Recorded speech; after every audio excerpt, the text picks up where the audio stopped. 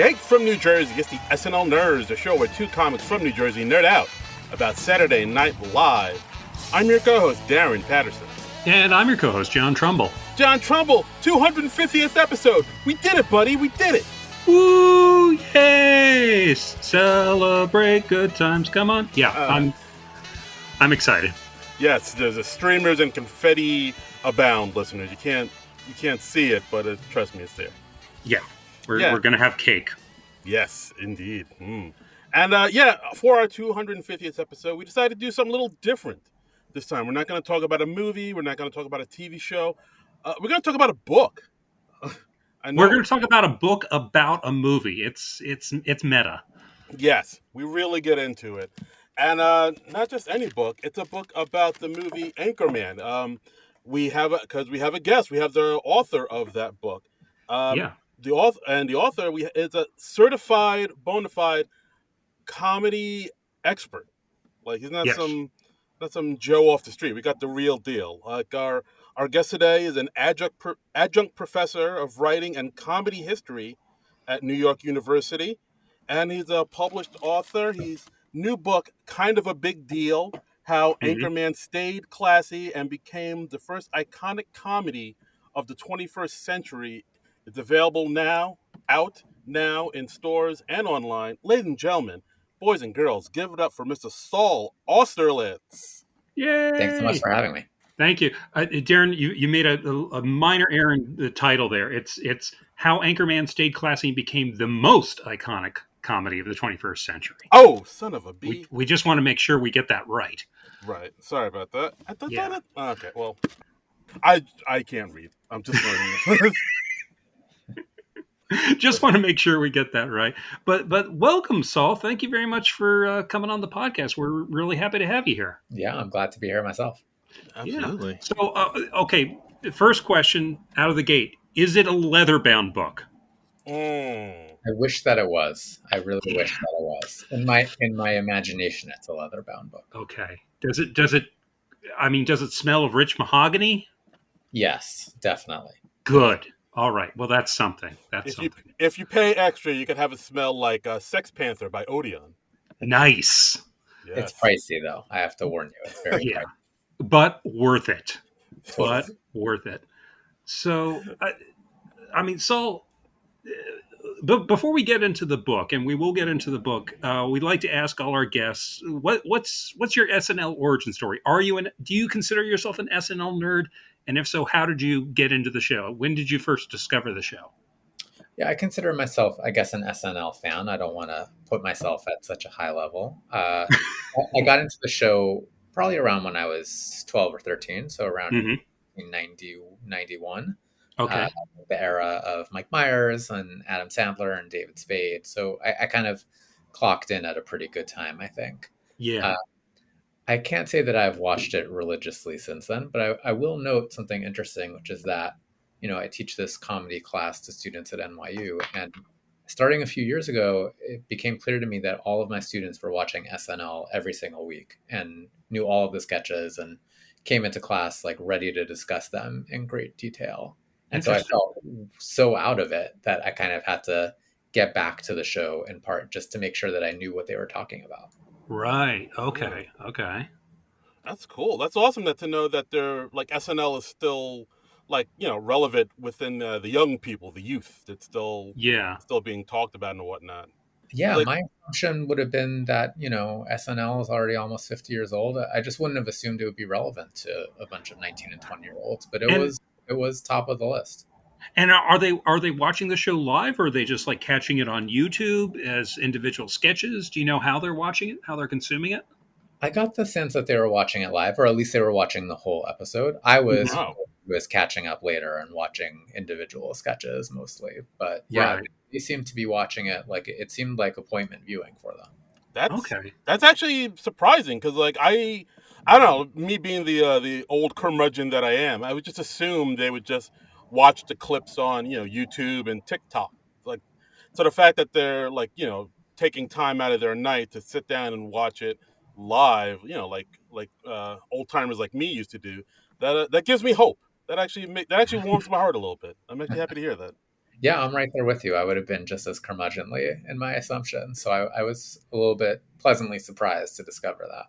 That's cool. That's cool. And what made you seize on writing an entire book about the making of Anchorman? What, like, why this film, and and why now?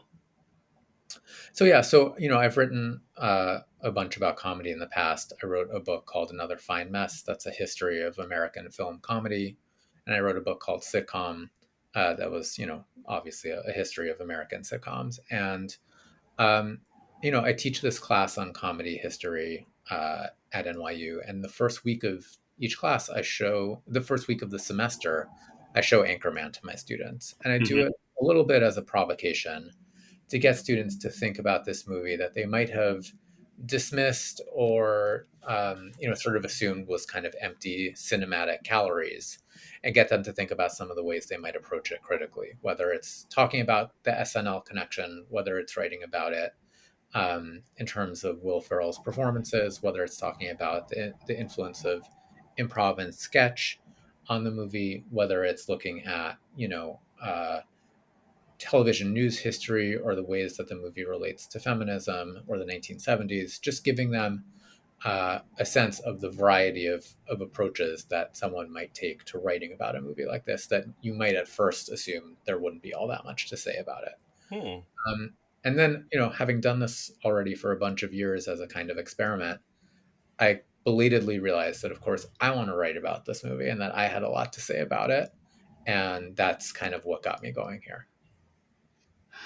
Yeah, I mean, and you do like a deep dive into it. I mean, you start out with like Farrell and Adam McKay, the writer and director, starting on SNL, and and you even like brought some of your students into this to help with the research on this. I understand. That's right. Yeah, I brought in a couple of my students and former students to assist. And one of the things that I wanted to do was to kind of establish a context for where Farrell and McKay come from. We feel like Hmm. we know them so well. We know them so well from their movies. We know them so well from SNL. But I wanted to kind of understand what the roots of their work was and what attracted them to working together in the first place. So I was really interested in understanding more about how Will Ferrell got to the Groundlings in Los Angeles and what kinds of work he was doing there. And similarly for Adam McKay in terms of coming to Chicago and becoming part of the scene there. And it was fascinating to get to talk to people who were working alongside them in LA and in Chicago. Yeah, because Yeah. I mean, from what I've read, yeah, I mean, I consider myself a pretty big, SNL nerd, but like even I didn't know that. I mean, according to your book, Will Ferrell had only been doing improv at the Groundlings for like 3 years before he got SNL. Like apparently he was like one of those guys who just had it, just like from the get go, off the jump, he was like a wonderkind type of thing. Like, everybody saw A he had comedy savant. a savant. Yes, like he just had the chops immediately. And I mean, once yeah, and it's true. Like when you see what he does in SNL and like how he quickly he became, the superstar of that era. It's like it is pretty obvious that like, oh yeah, no, this dude, he came fully formed. Yeah, and what's funny is I heard the same exact story in different versions from people who worked with him at the Groundlings and people who were coming in to SNL at the same time as Will Ferrell, which is that they saw him and the first thought they had was like, okay, well, obviously I'm better than this guy. Like this Hmm. is going to be the loser of our group, the loser of our class. He's got nothing. He doesn't have, he didn't bring his fastball. And then the second that Farrell opens his mouth and starts performing, everyone realizes the extent to which they made a mistake, right? That they Yeah, took Hmm. this kind of jovial Orange County white bread, white guy look and assumed that there was nothing else there. And I think it makes me laugh to think about how much people kind of underappreciated Will Ferrell until they began to see him actually doing what he could do. yeah. Because I mean, when you Yeah. look at Will Ferrell, he does look very unassuming. He looks Hmm. like a suburban dad, almost. And but then once you see, but I mean, in a way, that's like sort of his superpower because like then that's how he kind of catches people off guard. So then when he does what he does, it just everybody's just like, whoa, oh, where'd that? He can do that? Holy moly! Like it catches everybody off guard. He's spoken about that a bunch. You know, he grew up in Orange County, California, which is, at least until fairly recently, used to be sort of the one uh, like white Republican stronghold in Southern California. And so he describes himself as having kind of accidentally spent a lifetime studying white suburban jackasses, basically, and like, understanding their ways, and his ability to turn that accidental sociological research into comedy is pretty remarkable. That's really cool. And apparently, like, he and McKay like bonded really early at their time on SNL. They had like a shared sensibility, didn't they? Yeah, I think they found that they each brought skills and interests that kind of went along with each other. You know, McKay comes from a comedy world that's a little bit more cerebral and a little bit more um, provocative. You know, Hmm. Mm. doing sketches like passing out flyers to people and saying that Adam McKay is going to commit suicide on so and so night, and then having people come to a rooftop where he was standing, pretending as if he was going to jump off the building and seeing what happened, or interrupting a sketch that he was performing with Scott Adsit, who would go on to be on 30 Rock, All right. where they announced to the audience that, tragically, President Clinton has just been assassinated, and they're going to bring out a TV so everyone can watch it together. And then having the TV play like a bunch of football bloopers instead. Oh Jesus.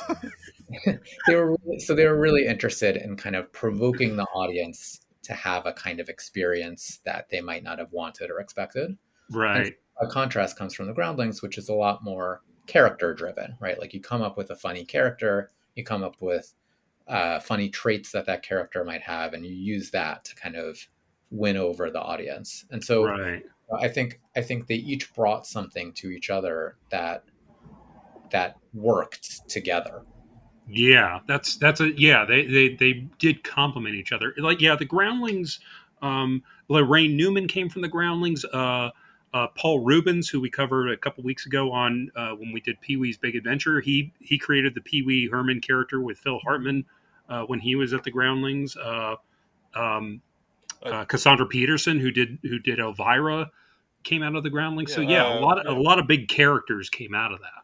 Yeah. And in this particular era, Farrell was working alongside Chris Kattan, and Hmm. he was sort of the star of the moment in the Groundlings. And so when SNL told the powers that be at the Groundlings that they were going to come out and to take a look at Chris Kattan, Hmm. uh, the first impulse was that, okay, we're going to put on a show where it's just we're giving Chris the chance to shine as much as possible. It'll be Yeah. all Chris all the time. And then the director said, no, no, no, we're not doing that. We're putting on our show the way that we normally do it. And everyone's going to get a chance. And, we're sure Chris will do great, but everyone's going to get to perform. And Chris Kattan's first response was maybe somewhat humorously to say, oh, they're going to love Will, like knowing that to see, they're going to come away talking about Will Ferrell instead.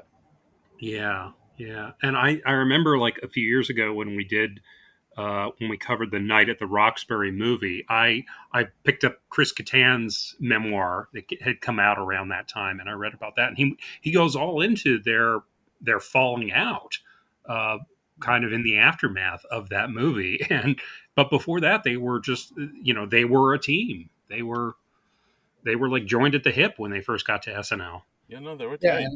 And it sounded like the Groundlings in general were a pretty collegial environment where people Hmm. spent a lot of time together, and where, it sounded like there was some critiquing of each other's performances in a way that might not have always gone over well. But on the whole, it sounded like they sort of found a community together, right? Here's a Yeah. community of people who love comedy, who live and breathe comedy in a way that you might not find in your ordinary life. And so people were really attracted to each other, as friends. Yeah, yeah. No, It's absolutely. so okay. So what is the origin of Anchorman? I know like bits and pieces of it. Like they were watching a documentary on Jessica Savage, who probably isn't too remembered today by by people who weren't around at the time. But she was like a big trailblazer in like the late 70s, early 80s in the news world, right? Yeah, so I'm actually going to rewind a tiny bit and Oh yeah, start please. previous project because McKay and Farrell have all this success on SNL, and they say, what do you think about writing a script together? I think it's also helpful to kind of put this in. It feels funny to say historical context, but historical context in the sense that, you know, the movies were still such a dominant medium in the mid to late 90s that it was Mm. understood like whatever success you may have had on SNL, the way you really prove yourself as, a grade A player is to do it in the movies. So McKay and Farrell say, yeah, let's write a movie script together. They end up writing a script called August Blowout, which is about used car salesmen in Anaheim, California, the home of Disneyland. And it's a wonderful script. It's really funny. People love it.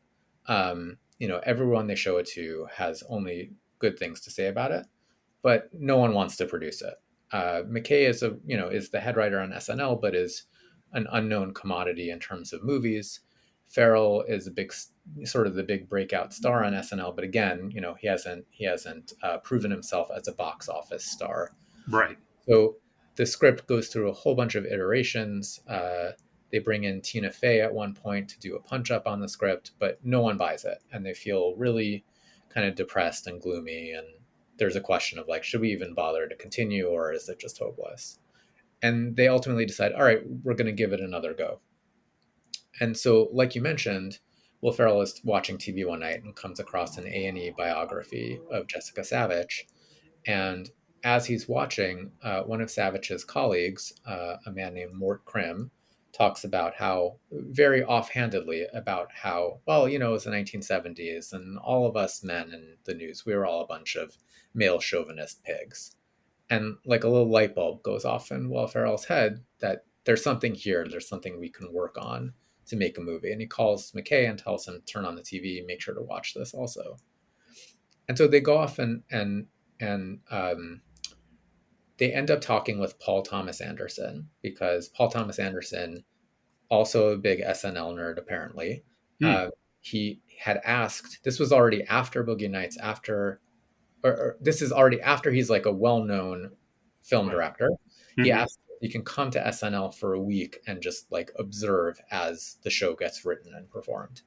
So they get to know him, and he says, if you guys ever have a script that you put together, I would love to produce it.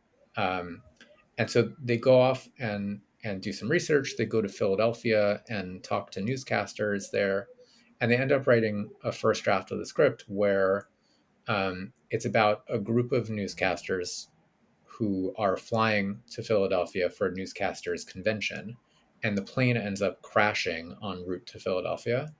And then the newscasters engage in various acts of cannibalism to survive. Oh wow. And, and also at the same time, a group of orangutans that were on the airplane as well uh, come across ninja throwing stars and kill off some of the newscasters one by one with the throwing stars. So definitely a different script than what we may be familiar with. Oh, Yeah. that old story. If I had a nickel for every movie I heard about ninja throwing stars from orangutans, oh yeah. Yeah.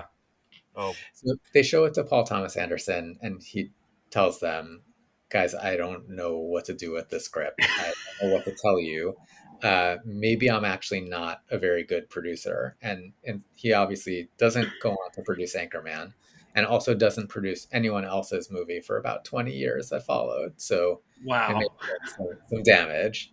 But they end up getting some positive feedback. Again, kind of the same response of, well, we're not sure. Is Will Ferrell a star? Judd Apatow gets brought in as a kind of mentor and, mm, sort of like script writing babysitter. And he pushes them in two directions, which I find interesting. One is, we need more humanity in this. It needs to be more character driven. This is like a Monty Python sketch, and that's great, but also we need to have characters that we care about if it's going to be a Hmm. movie. But the other thing that he does, which I think is really fascinating, is that he looks at some of the sort of sketchier stuff they've got, like, a sort of vague note in the script about how at one point, wouldn't it be great if the different like rival newscaster teams had a showdown, and said, this is great. Write it out in full. Like, give us a full sense of what this might look like or sound like if we were to really do it. Hmm. Even still, they end up getting a lot of really positive feedback, but it's never quite getting to the point where the movie is greenlit. Um, they show the script. They end up getting asked to do a reading of the script at a studio called New Regency. And so they come in on a Monday morning and bring in actors and they perform the whole script, and people are, rolling in the aisles, and it's so funny and everyone really likes it. And one of the executives at New Regency comes up to Adam McKay afterwards and says, "Oh, that was so great. We had such a good time. What a fantastic way to start the day." And Adam McKay says, "Okay, great. Do you think that you might be interested in producing it?" And the executive looks at him like something's gone wrong in his head and says, "No, of course not. We could never do this." Uh, I mean, why would we want to produce a comedy that makes people laugh? I mean, that's crazy talk. exactly. Get out of here Now, with that. now at this read through, how close was the cast at the read through to what we ended up getting on screen? I know there were like several people who were considered for the various parts. Yeah, at this point, they still hadn't cast the movie. So this was just people who were coming in to help them read it just for the day. Mm-hmm. Uh, so this keeps going. They end up being rejected something like 37 times over the course of 2 days of sending the script around. And Wow. the thing that ends up turning it around is that Will Ferrell gets cast in a movie called Old School, and Oh, Old right. School comes out early in 2003 and becomes a surprise hit. And the breakout star of the movie is Will Ferrell, and so everyone suddenly wants to be in the Will Ferrell business. And people remember, oh, hey, there's this script that Will Ferrell co-wrote that he would be starring in, and Anchorman, out of nowhere, kind of becomes a hot property unexpectedly, and DreamWorks picks it up and greenlights the movie. Wow.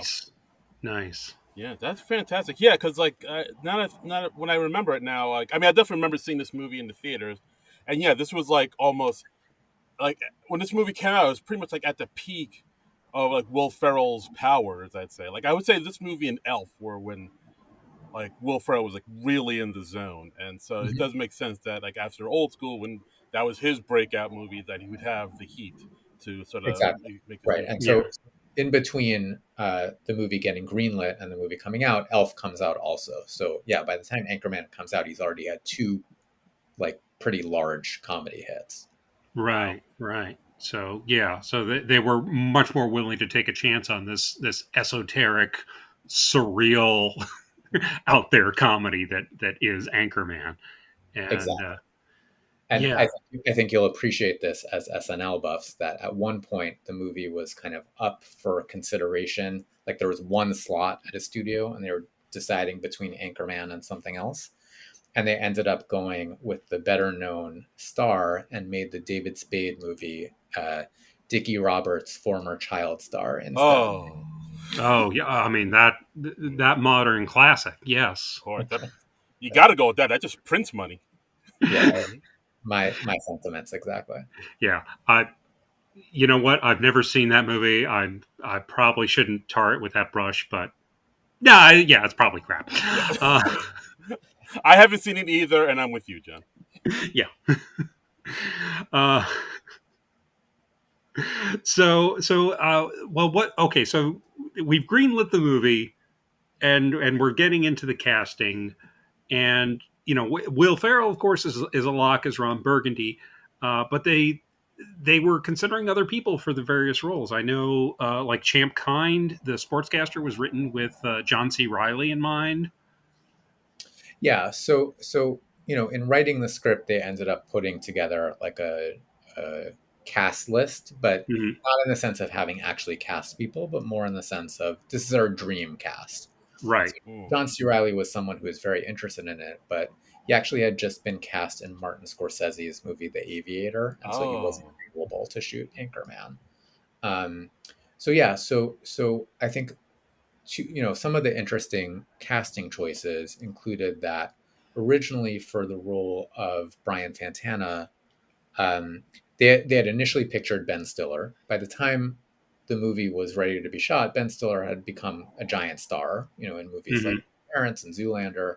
And so, he wasn't likely to take a supporting role in someone else's movie. So they ended up coming down really to two finalists. They were looking at Bob Odenkirk, who Mm. we now know much more from Breaking Bad and Better Call Saul, but obviously, as you guys know, was better known at the time as a comedy performer from Mr. Show. He Hmm. was someone who kind of had the more obvious background for this movie, right? Adam McKay Yeah. was really interested in casting people who'd had a sketch and improv comedy background. And Right. so, And Odenkirk, of course, had also been a writer on SNL back in the 80s when Conan O'Brien was there. oh, exactly. Yeah. And I so mean, it's tough for me to imagine what Odenkirk's Brian Fantana would have been like, because I'm sure it would have been different from Paul Rudd's. I think definitely it would have been totally different. And Paul Rudd, again, Paul Rudd we now think of as a giant star. At the time, people knew him from Clueless.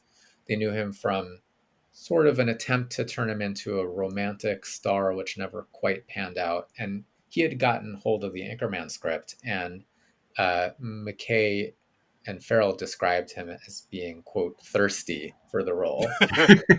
That he would be calling them regularly and saying, "Oh, I'd love to play Brian Fantana," and they Yeah. tell him things like, "Paul, well, we don't have a green light on the movie, so we'll keep you posted." Yeah. Uh, but they were interested. They were excited that he was into it, and they ended up feeling like him looking like a sort of handsome leading man type would add a little something to the role, and they were Yeah. pleasantly surprised to see that he could play right. He like was able to take on the kind of comedic challenges that they were looking for here in the role. Yeah. Yeah. I mean, Paul Rudd, he is. I mean, he's just a killer. I mean, because he can do pretty much anything acting wise. I mean, he's a great straight actor, but he's very gifted comedically. And at this point, he'd already done like Wet Hot American Summer, and showed off his comedy chops there. Yeah, So yeah, he was Exactly. a great get for them.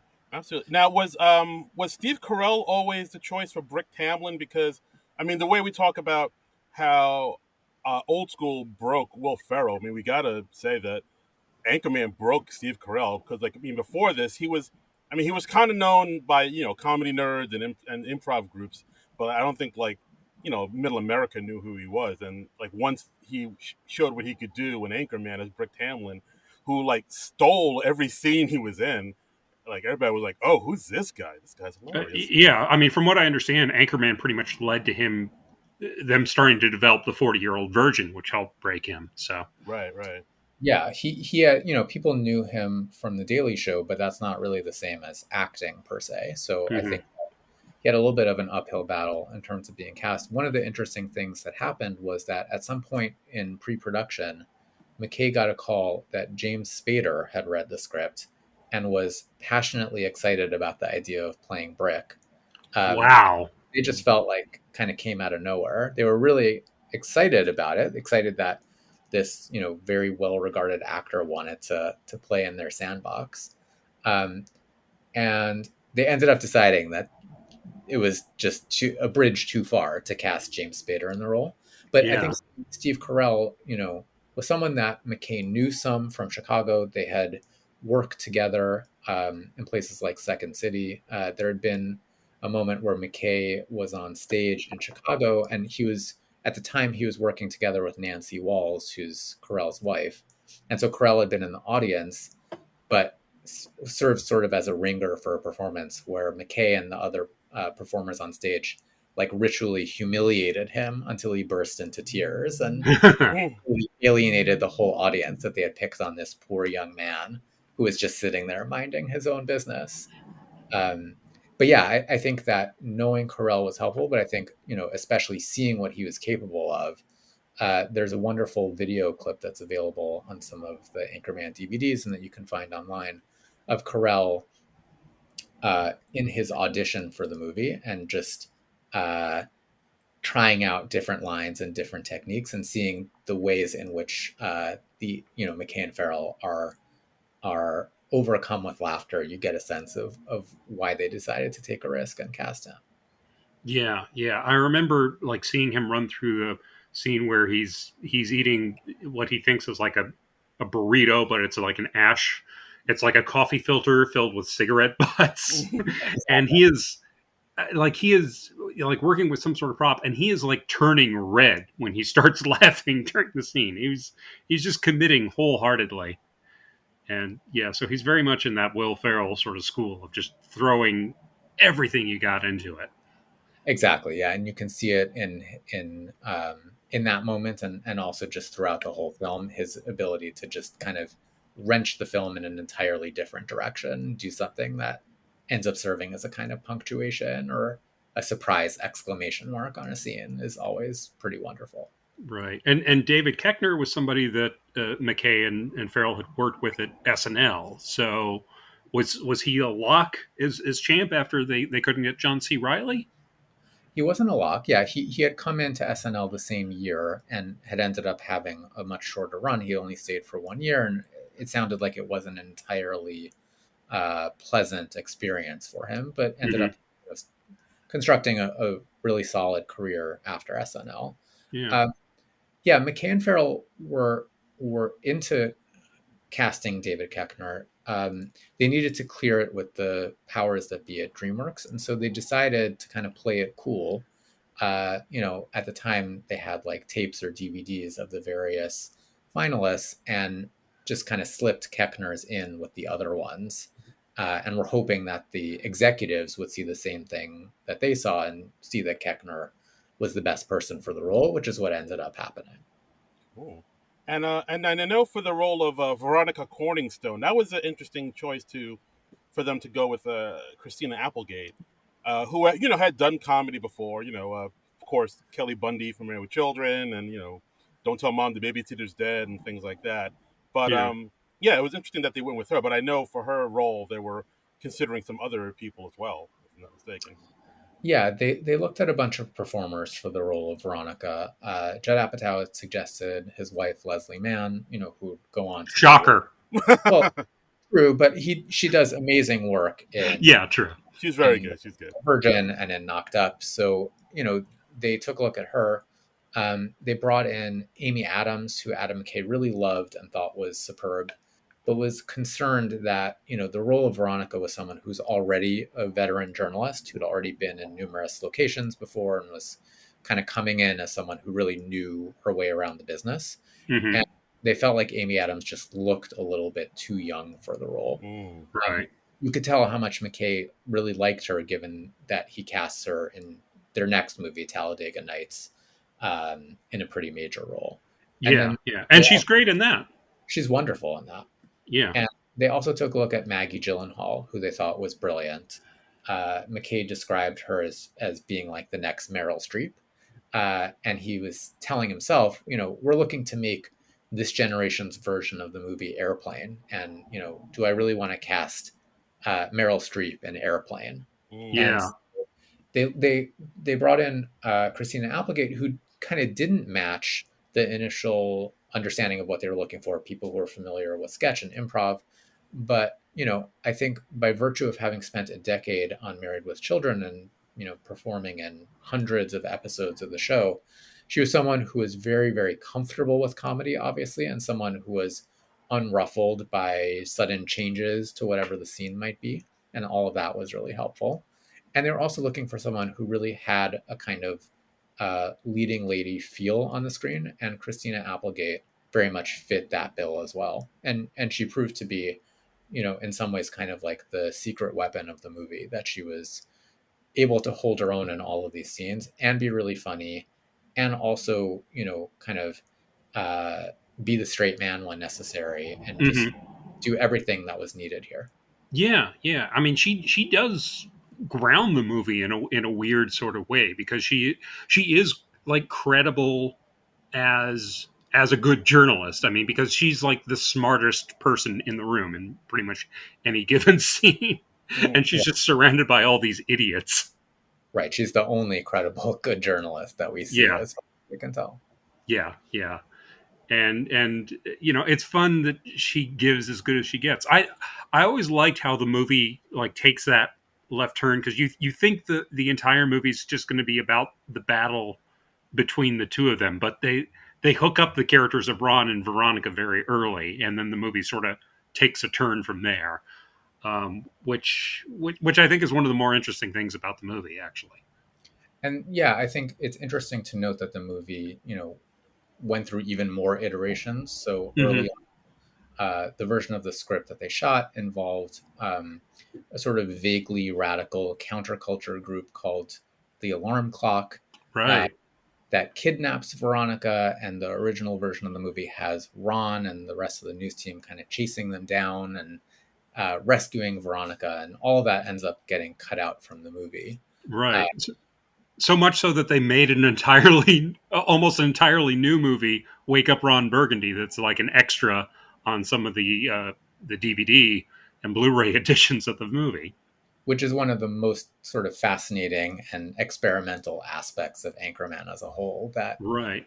the editor of the movie, Brent White, realized once they cut out this whole bit and transformed the movie into what we now know, that he had 40 minutes of fully shot, fully edited, completely finished footage, all the alarm clock stuff that they ended up cutting out, and decided to set himself this challenge to say, well, what can I do if I only take other cut footage, other cut scenes? Can I somehow construct a movie that feels in any way watchable? And the result is fascinating. It's not Mm-hmm. Anchorman. It's not as good as Anchorman, obviously, No, no. but it has so many wonderful scenes, and it does kind of feel like it's its own story. The way I Yeah, the way I yeah. describe it is that, if you're kind of half watching Anchorman and you have one eye on your phone and one eye on the movie, you may feel like you watched Anchorman, but then if you pay more attention, you realize that there's nothing in the movie, there's nothing in Wake Up Ron Burgundy that actually overlaps with Anchorman itself. And it's kind of amazing how cleanly that cut out, because like usually when you cut an entire subplot out of a movie, there's like a stray line or something that doesn't really make sense in the context of the whole. But I don't think there's anything about the alarm clock subplot in the finished movie at all. No, even the sequence of Veronica at the cat fashion show, which Mm-hmm. initially had a whole alarm clock related significance, it still works and is still funny, even though it now no longer, has a special clue that helps them figure out who the identity of the alarm clock ringleader is. Yeah. Did they make that adjustment like kind of late in the process? Because I remember some of the alarm clock scenes were even in like the TV ads of the movie. They did. They made it quite late. Yeah, They like there's a scene of like Ron like diving in front of Veronica to like take a bullet for her, I think. right. Yeah, they had some advanced screenings in Los Angeles, and you know, people were laughing. Adam McKay thought they were doing great, getting a terrific response from the audience. This was an advanced screening where the audience would fill out response cards and you get a numerical grade. And so a grade of over 70, you generally feel like, okay, we're on the right track. Everything is looking pretty good. And instead, it came back and they got a 50, which was sort of like a kiss of death. And McKay was shocked, and Farrell was shocked, and everyone couldn't believe it. And one of the executives at DreamWorks found McKay after the screening and said, "You idiot! You killed the dog." Uh, Baxter. Oh. so one of the things that they changed was that they made sure that to make it clear that Baxter did not die.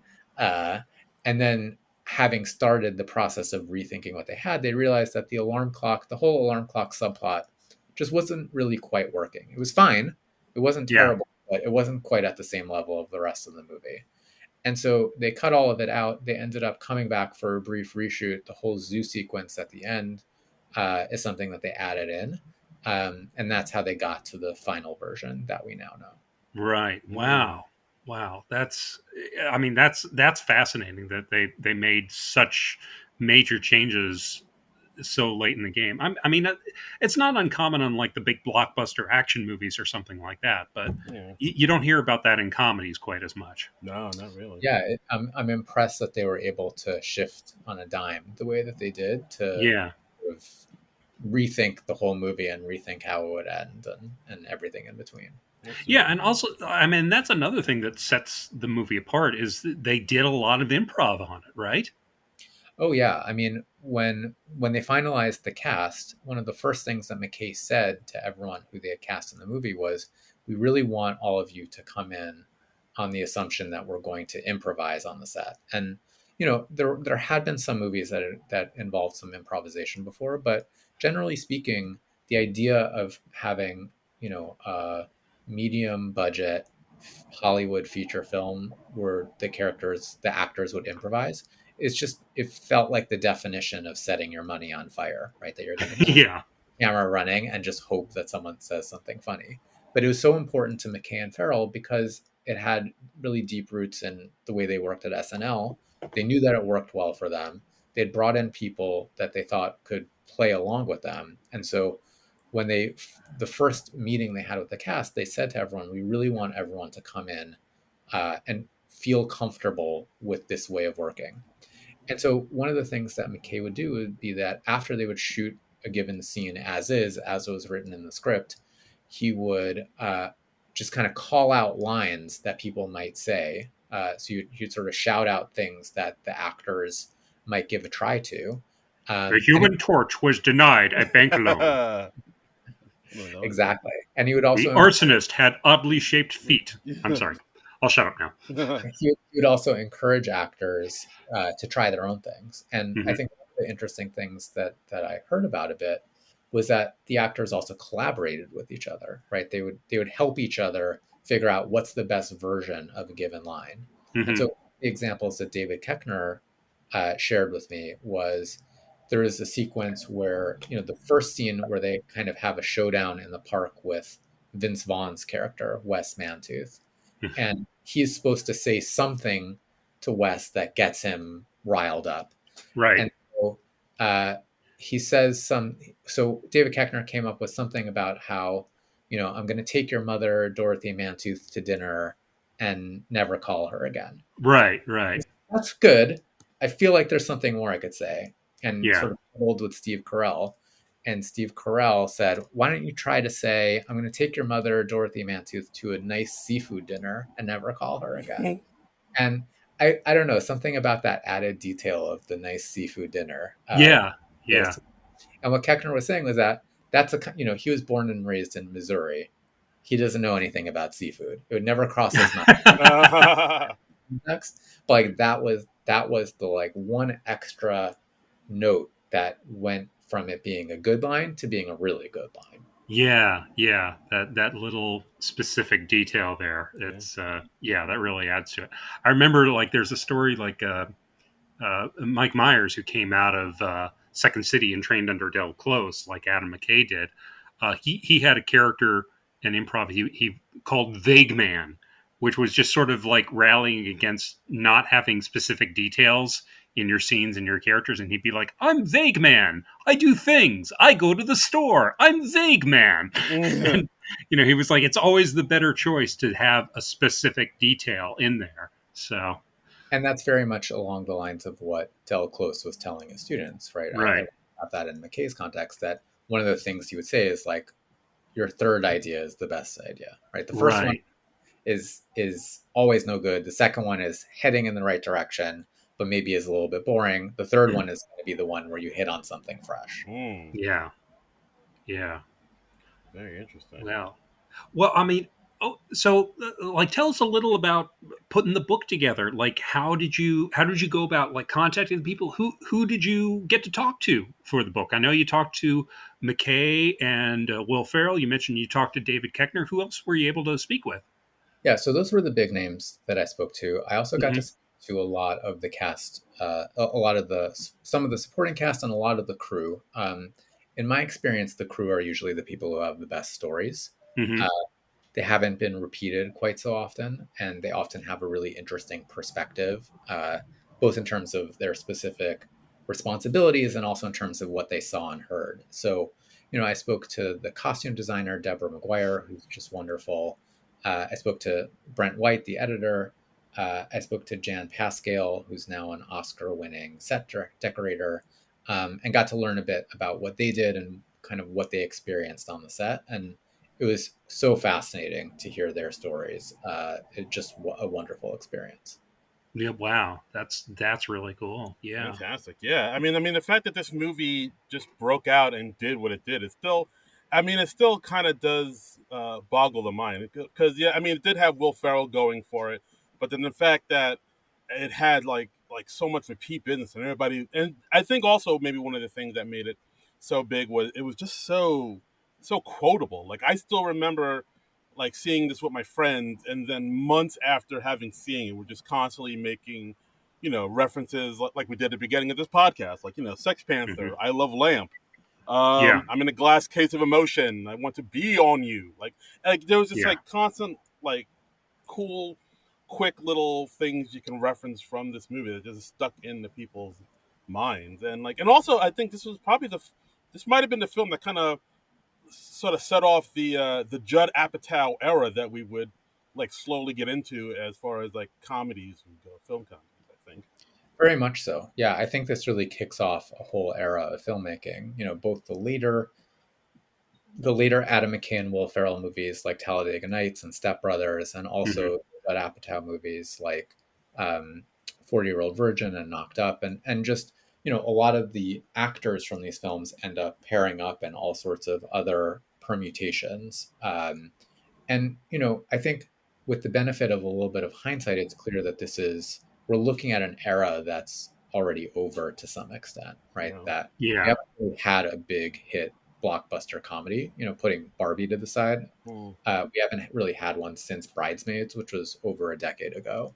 And Yeah. so I think it already feels like a time that's passed a little bit. And, I think I love Adam McKay's movies. I love Judd Apatow's movies. I think some of the movies of this era don't work quite as well or haven't aged quite as well. But I think that, um, we're reminded that there was this whole flourishing era, both where comedy had the prospect of breaking out as a blockbuster hit, and also that it was a whole set of movies that were really interested in understanding the question of what do men talk about with each other? How do Hmm. they behave when women aren't around? And there's a downside to it as well, right? I think that Anchorman and Veronica Corningstone notwithstanding, many of the other movies of this era don't really have extremely well developed female characters. Hmm. Uh, but I think that even with that understood, there's still a lot to be said for the comedy of this era. Yeah, because like I, Yeah. I think because like I listened to another podcast you were on, before we hopped on this, and like this movie came out in 2004, and I didn't even realize that in this same year we also got Napoleon Dynamite, Mean Girls came out, Sideways, Dodgeball. Like these are like big comedy hits that came out all in this Yeah, one year, and I think you're right. Like I feel like a lot of these movies, if they came out now, would probably just go to streaming, and people would just Yeah. watch it there. Unfortunately, it's I, I don't I know. have to shout out my friend Jennifer Cation Armstrong, whose book about Mean Girls, So Fetch, is coming out early next year and is Oh, amazing. cool. Oh, we'll have to check that out as well. Thank you for the recommendation. Absolutely. Um, yeah, it is kind of weird that there doesn't seem to have been another generation of comedy stars to come along in the movies. And I mean, maybe that's partly a reflection of our more fractured media landscape these days, because I mean, this was in a pre-streaming era that it was released. I uh, think, yeah, I think this is also it's a reflection of changes in the business more than Hmm. anything. mhm. You Yeah. know, there's no shortage of brilliant young comedians, or younger comedians. It's just that they're all elsewhere, right? They're all on television series. They're all doing stand up, but we haven't really developed that next generation of comedic film stars. And I think a lot of that has to do with the domination of intellectual property, right? The Marvel and Star Wars type movies, Indiana Hmm. Jones, Jurassic Park, those are the movies that get made. And so that that era that we once had, where movies that didn't have that kind of pedigree could still get made, could still break out with audiences. The Hollywood studios just don't really make all that many comedies anymore. Yeah, And I so, mean, just the mid-budget movie in general seems to have largely faded away, and yeah, it's hopefully it'll make a comeback. Yeah, I like I mean, yeah, mean, there was supposed to be the. I mean, we've talked about it before in the podcast. The Please Don't Destroy guys were supposed to have a movie come out this summer, and the studio just went ahead and decided to have it debut out on Peacock in November instead, because like so maybe even they kind of see the writing on the wall, unfortunately. I mean, and there are like a ton of good comedies out there now. Like Jennifer Lawrence just came out with No Hard Feelings, and there's that movie that's out now, Bottoms. That's has some pretty high ratings with critics and audiences. But yeah, I don't see it making, or the movie Strays, which has Will Ferrell in it. But yeah, it doesn't seem to be the like people don't seem to be as eager to go out to the theaters to check them out, because like I guess movies like that they feel like more, oh, we'll just wait till it comes out on streaming. It's, we don't have to Hmm. go to a theater for that, which is And unfortunate. yeah, and I think it's a chicken or egg phenomenon a little bit as well, right? Because if you only give, like, those three movies you mentioned are obviously all comedies. They're probably all or most of the comedies that have gotten a major theatrical release in 2023. And so when you don't give the audience a whole lot of comedic options, and they get used to the idea that going to the movies is for seeing like an action blockbuster or a superhero movie, Hmm. they may like fall out of the habit of thinking about the movies as a place to go for a comedy. Yeah, true. And I mean, even though most comedies can work just as well on the small screen as they do on the big screen, there is something to be said for going to a theater and having that communal experience of like an entire theater full of people laughing. You can't really match that at home or on streaming. Yeah, I mean, I think about a review that I came across of Anchorman 2, where Hmm. David Edelstein, who is the critic for New York Magazine, was talking about some of the sequences in the movie. And he was describing sitting in the theater and it being just dead silent during those sequences, but Mm. that he was imagining, how at some point in the future he could envision himself being in a different theater with a different group of people where those scenes were just, like killing the audience. And I Yeah. think that's an experience you only get when you're in a room with a bunch of strangers, right? That sense of like you're feeling how much people are loving or how much people are kind of being amused by something funny, and it sucks you in, it brings you along with it. It's harder to have that feeling when it's just you sitting by yourself on the couch. Yeah, I mean, I do Yeah. I do wonder if that's why maybe some directors that started out in comedy are kind of getting away from that and doing more dramatic movies, like Adam McKay or Todd Phillips, who did the Joker and is doing more dramatic Hmm. stuff, or the Farley brothers are doing more dramatic stuff. Like I don't know, it does cause concern a little bit to me. I think that's true. I think also, we have I mean, it's true in general, but especially true in the world of filmmaking, that many of the kind of career and professional rewards come to people who make dramatic movies, right? Comedies, Yeah. Anchorman doesn't get nominated for Best Picture. Uh, Right. Whereas if you make, The Big Short or Vice, you can and will get nominated. You don't Hmm. get big reviews. You don't get that kind of respect necessarily. And I think that's something that's kind of warped about the whole system, that we don't value certain kinds of genres. Mm. But I think these filmmakers are making. I think it's genuinely a reflection of their interests, and I think it's also kind of indicative of how the industry works as a whole. Yeah. Well, let me ask you this. You mentioned it in passing a little while ago. I'm not sure if your book covers this or not, but like, what do you think of Anchorman 2? It's so rare that you get comedy sequels. What do you think of this one? I think it's a better movie than people remember it as. Hmm. It's not the equal of the first movie by any means, but it is very well done. I find that it's a movie that's grown on me over time. I think it's, if you look at Adam McKay's career as a kind of journey from having stealth political and social commentary to having the political and social commentary be like at the top of the pile, Right. Anchorman 2 is well along in that process. It's clearly a very broad comedy. It stars Will Ferrell. It's, all everything we know and love. But it's also a movie that's very much about kind of the dawn of cable news and about the ways in which that damages American society and Hmm. kind of bad choices that cable news makes in terms of what sorts of stories to privilege. Yeah. And the movie has a lot of really astute things to say, and also is just like another kind of wonderful showcase for Will Ferrell and his fellow performers. I don't think every part of it works quite as well. I know that some people love the extended sequence where Ron becomes blind and moves to a lighthouse. It doesn't quite work as well for me. Hmm. But I think that there's some really great stuff in the movie, and I think that it is underrated, and is again a reminder that maybe true of comedy in general, but especially of Farrell and McKay's work, that if you see it a few times, you may find even a movie that you didn't necessarily love at first starts to really grow on you. Yeah, I agree. I do think it's an underrated film. I think it's a worthy sequel, I would say.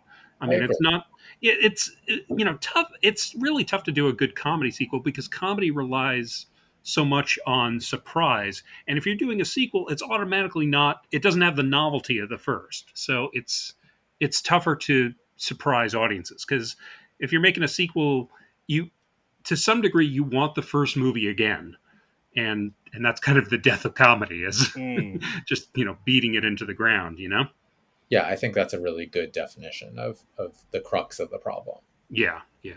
So I mean, so it's particularly tricky to do a comedy sequel, like probably trickier than it is to do like an action movie or something like that. Absolutely. Yeah, I think it's easier with those to either say, okay, we're just going to do the same thing we did last time, give the audience what they want, or we'll do the Hmm. same, we'll make it bigger and louder and splashier. Yeah, Bigger and louder and splashier doesn't necessarily always work for comedy, I don't think. very true, very true. Absolutely. Okay. Well, I think we're wrapping it up right about now. Yeah. I mean, Saul, thank you so much for being on the podcast with us. Do you have any, final words or anything you want to say about the magic and the might and the majesty of Anchorman, and like how it kind of, It just was just, changed it was, the genre, changed the game? yeah, it was just a pleasure to get to talk Anchorman with you guys, and I really enjoyed it. Well, yeah. Thank you so much for coming on. Once again, our guest has been Saul Austerlitz. His book is Kind of a Big Deal: How Anchorman Stayed Classy and Became the Most Iconic Comedy of the 21st Century. Yes. So, And Saul, so where can the people find you? Where can they find you on social media? Do you have anything else to plug or promote or anything like that? You can find me. I just started a Substack newsletter Oh, where I write about comedy and other things. It's called Hope in the Dark, so you can find me over there. okay. All perfect. right, and you can follow him. I see him on the Twitter sphere at Saul Austerlitz, Sausterlitz.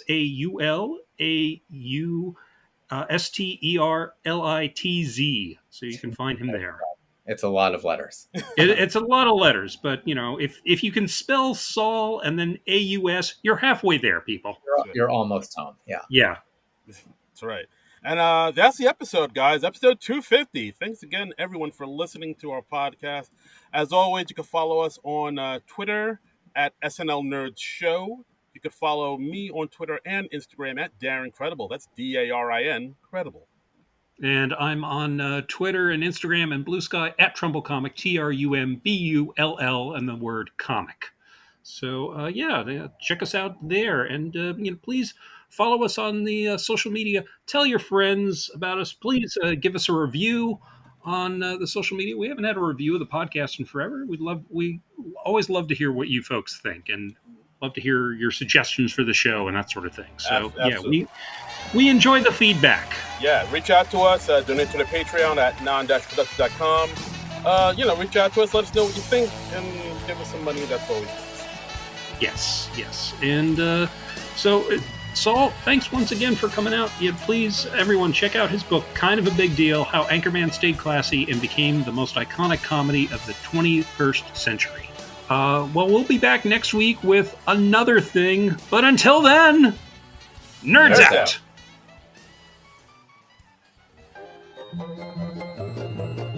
This has been a non-productive media presentation.